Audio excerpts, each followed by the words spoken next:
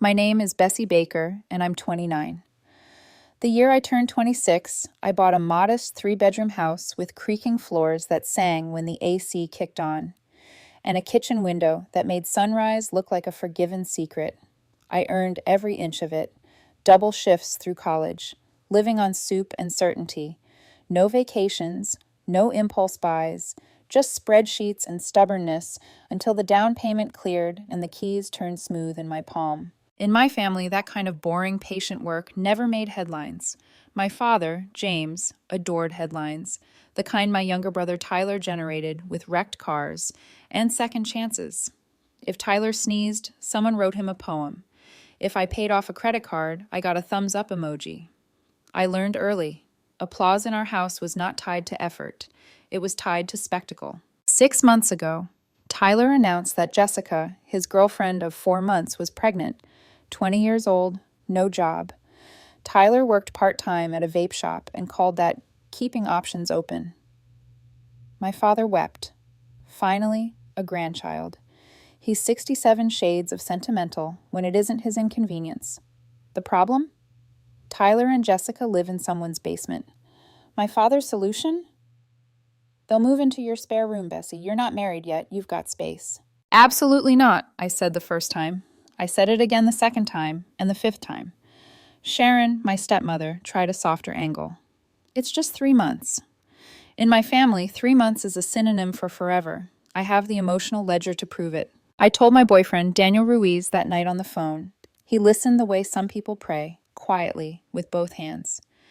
You know your line, B, he said. Say it once, then document everything. My line is no. Then say it again. I did. Dad, Sharon, even Patricia, Jessica's mother I'd never met, called to warn me I'd be the villain if I didn't help the baby. Villain is just what enablers call a closed door. Yesterday, the door needed a lock strong enough to hold back a U-Haul. I turned onto my street after work and felt the wrongness before I saw it. The hiccup in my chest. The tiny predator brain that recognizes a shape where no shape should be. A truck in my driveway. Tyler's car angling onto my lawn like he'd paralleled into my lungs. Boxes on the porch. Jessica on the steps, one hand on her belly, the other scrolling her phone. And Tyler at my back door with what looked a lot like a credit card and not at all like a key. I didn't break so much as arrive. What are you doing? My voice was unfamiliar to me. Flat, flint against steel. Tyler didn't even startle. Hey, Bessie, Dad said it's cool. We couldn't find the spare.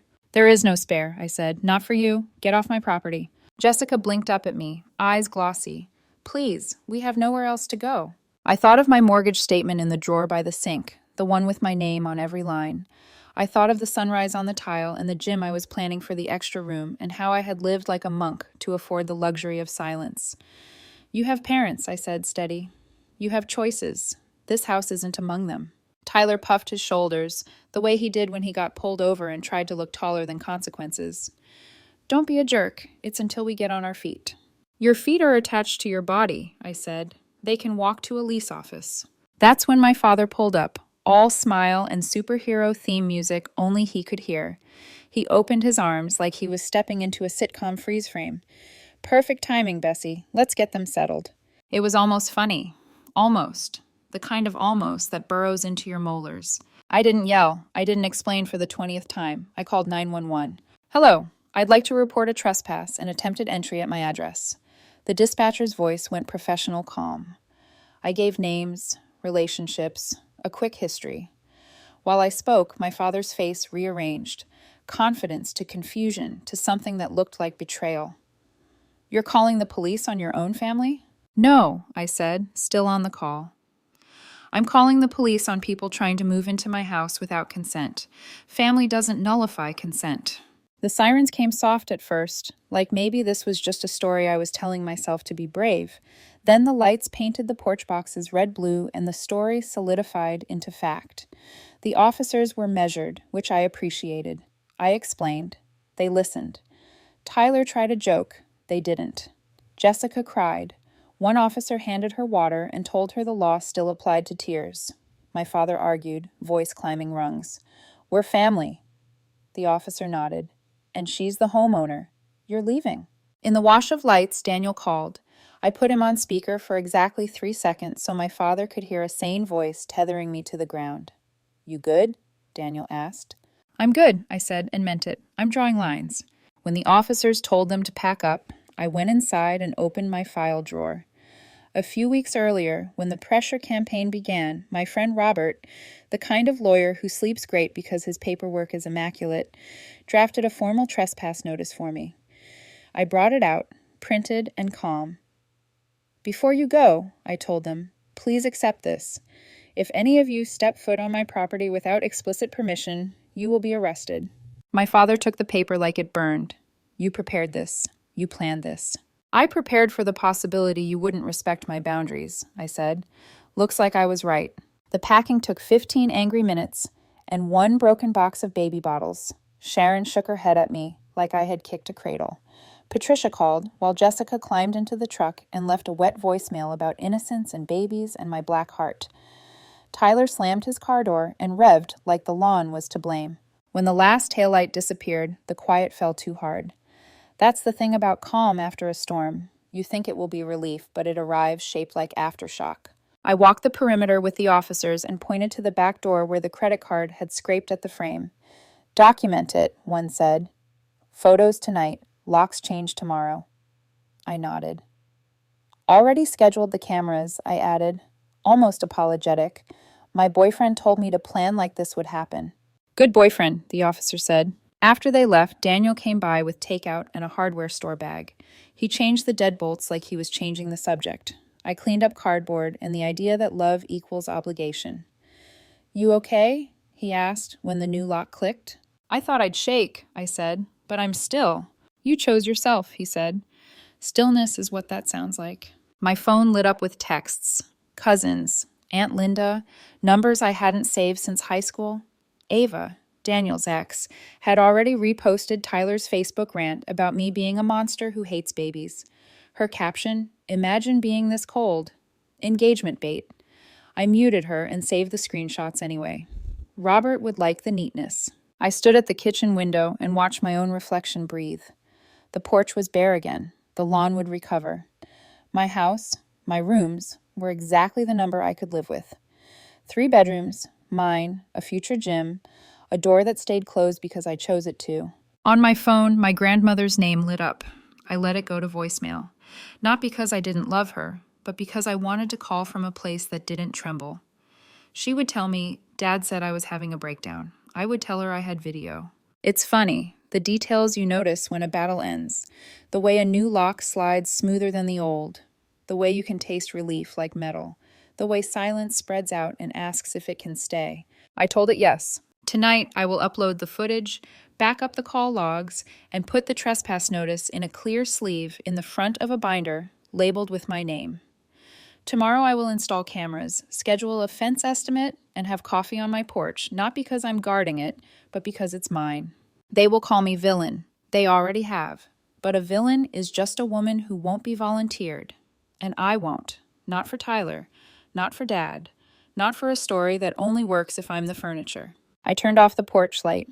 Inside, the house breathed with me. Still, mine, chosen. The morning after the U-Haul incident, I woke up to silence that felt almost suspicious. I made coffee, checked the porch cameras, and half expected to see Tyler's car back in the driveway. Instead, there was just sunlight crawling across the lawn like it was learning to breathe again. Then my phone started buzzing. 1 text every few seconds. "Dad, you humiliated your brother. You embarrassed this family." Sharon, "Was calling the police really necessary?" Tyler, "You're heartless. We were counting on you." I didn't reply to any of them, but I did add their messages to a folder labeled Documentation, just in case. By noon, a new notification came through. Ava, Daniel's ex, the one who never missed a chance to stir something online. She'd reposted Tyler's Facebook rant, adding her own caption. "Some people care more about property than blood."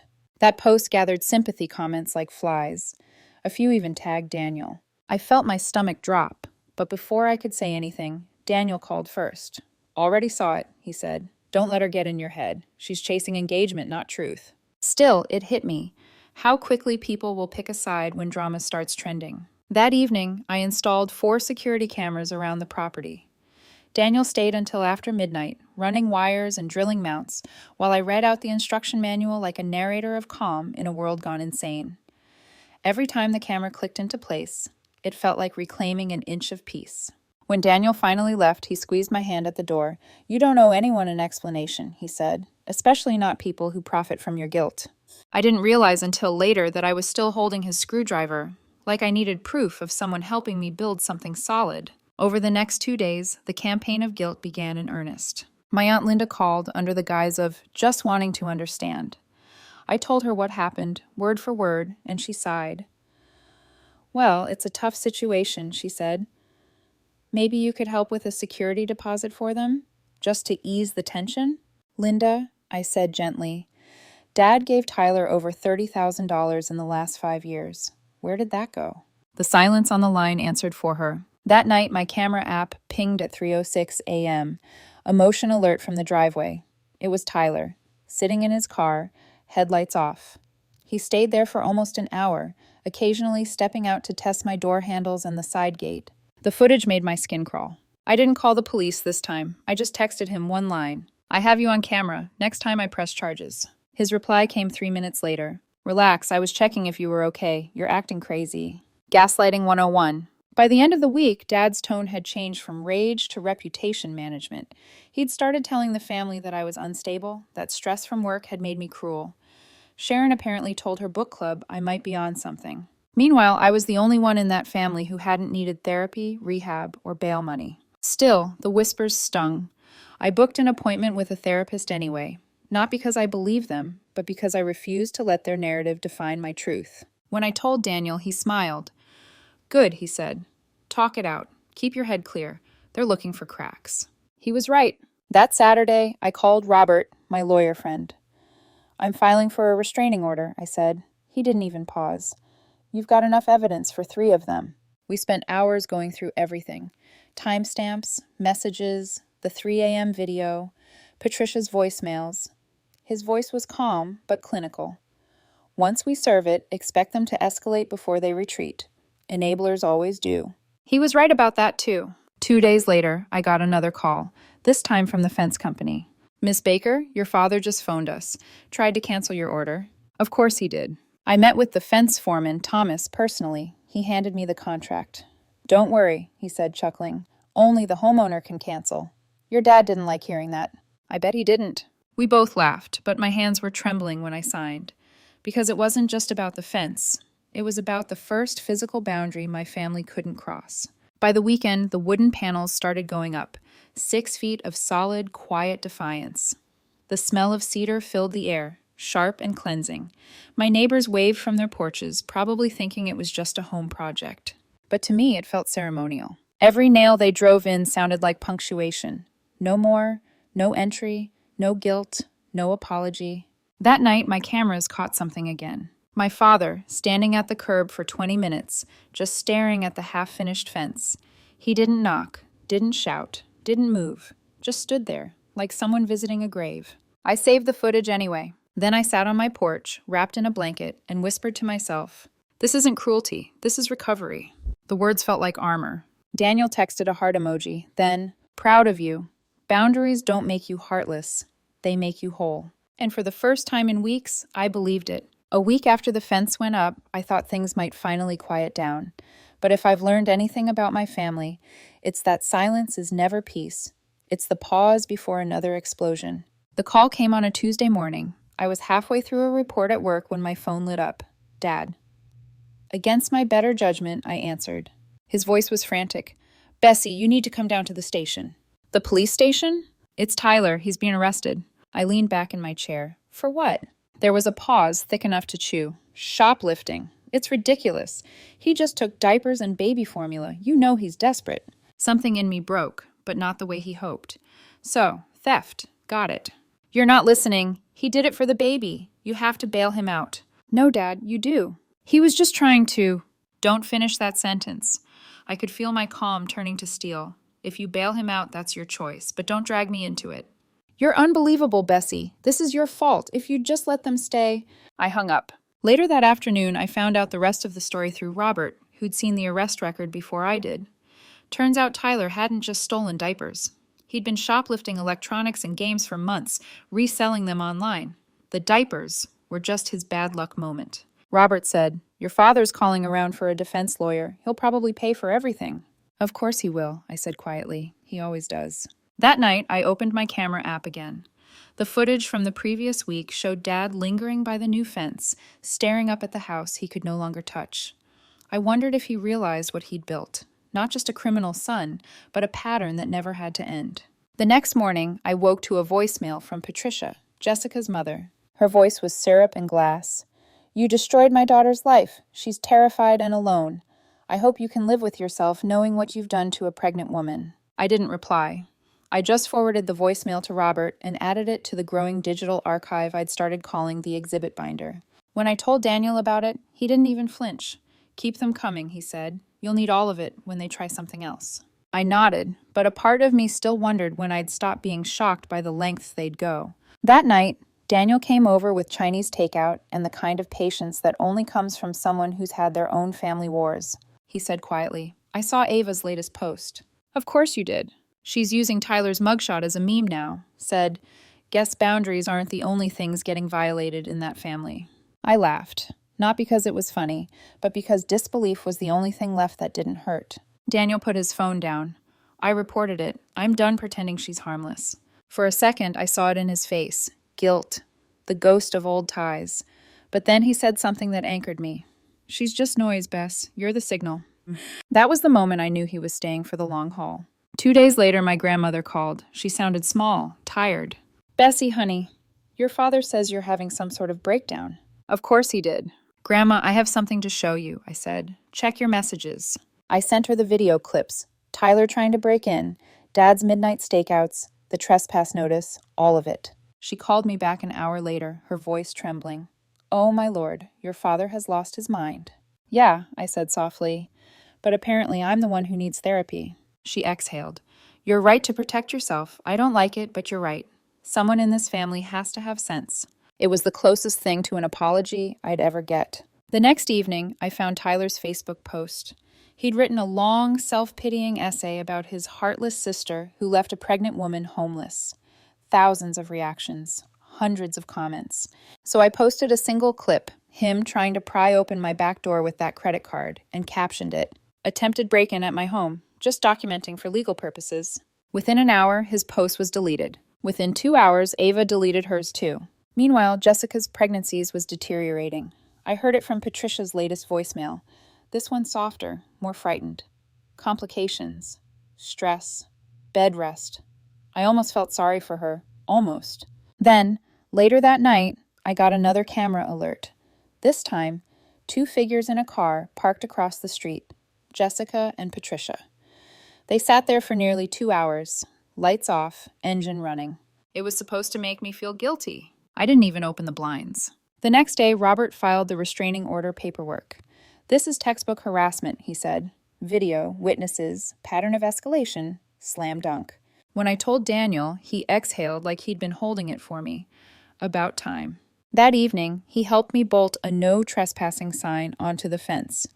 "You sure about this?" he asked. "Yes." He smiled faintly. "You sound like someone who's done being the forgiving sister." "I am," I said. "I'm the woman with evidence." We stood there, side by side, as the sunset turned the fence amber.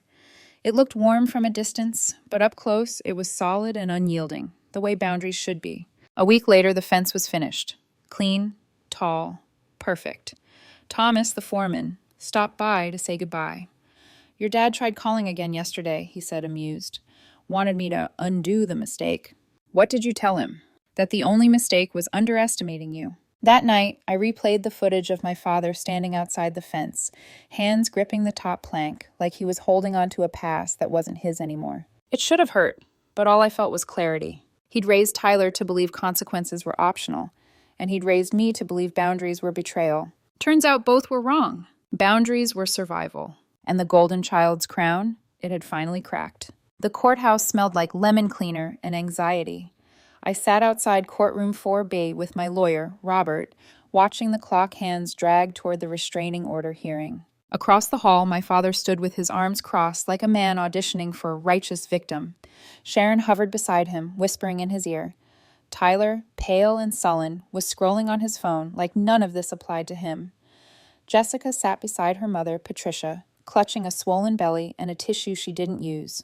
When they called my name, I stood, spine straight. Inside, it was less dramatic than I expected. No shouting, no outbursts, just paperwork, evidence, and a judge with the kind of patience that makes you feel both safe and small. Robert presented the video of the attempted break-in, the late-night visits, the trespass notice. He played Patricia's voicemails, calm as a surgeon dissecting a wound. My father's lawyer tried to argue that family disagreements shouldn't reach courtrooms.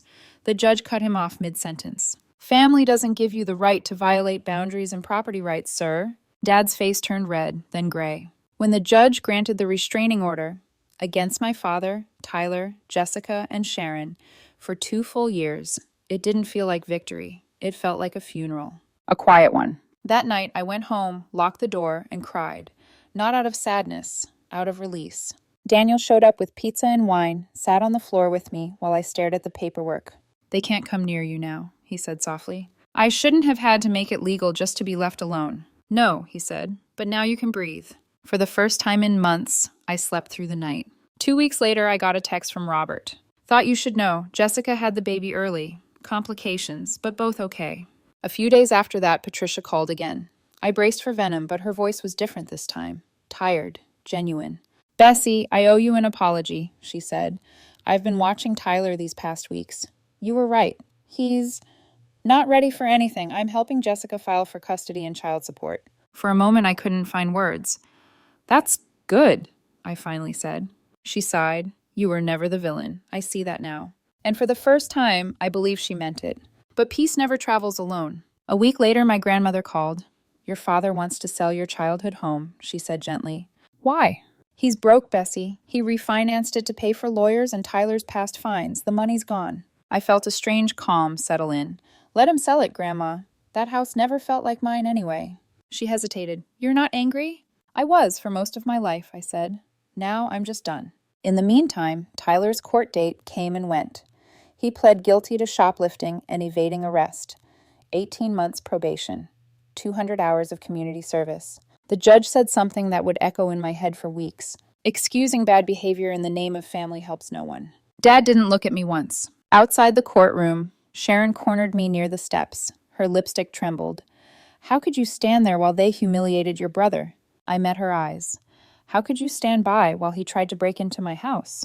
She had no answer, just tears that smelled like guilt. Later that night, Daniel cooked dinner at my place. Spaghetti, his comfort meal. The kitchen felt lighter, almost new. He poured 2 glasses of wine and said, "You know, I saw Ava's latest post."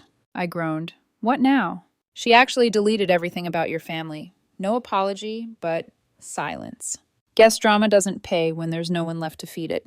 He smiled. "You know what does pay? Peace. You look good in it." Meanwhile, my father's downfall was accelerating. Word spread that he'd spent nearly all his savings. He and Sharon were selling the big house, moving into a 2-bedroom apartment, the same complex I'd once suggested for Tyler, the same one he'd called Too Ghetto.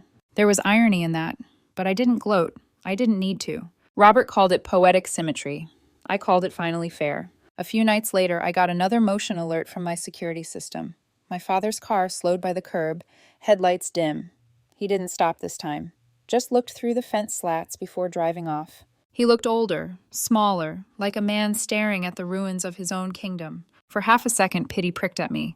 But then I remembered every voicemail, every lie, every trespass. Pity passed. My therapist, Dr. Amanda, said something that stuck. "Bessie, grief and peace can coexist. You're mourning who they could have been, not who they were." She was right. I wasn't celebrating their collapse, just freeing myself from the illusion that I could have saved them. 2 weeks later, I walked along the fence line as the evening light dipped into amber. The air smelled like rain and pine. I touched the wood and whispered, "You're the best thing I ever built." Daniel joined me, slipping his arm around my shoulders. "You know what I love about this fence?" he said. "What?" "It's not to keep people out. It's to remind you who's worth letting in." I looked up at him and smiled. Then I guess it's doing its job. The sound of quiet felt like forgiveness. Not for them, for me. 3 months later, everything that used to feel like crisis had turned into background noise. No more calls, no more drive-bys, No more fake apologies wrapped in family guilt. Just peace, the kind that hums low and steady, like the sound of a refrigerator late at night. Tyler had violated his probation, failed drug tests, skipped community service. He was back in jail, this time for at least 6 months. My father's pleas to give him another chance had fallen on deaf ears, not just mine, but the judge's too. Jessica had officially filed for full custody. The court granted it in record time.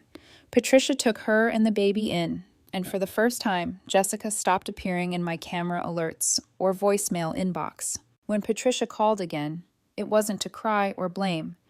"Bessie," she said, "Jessica's doing better.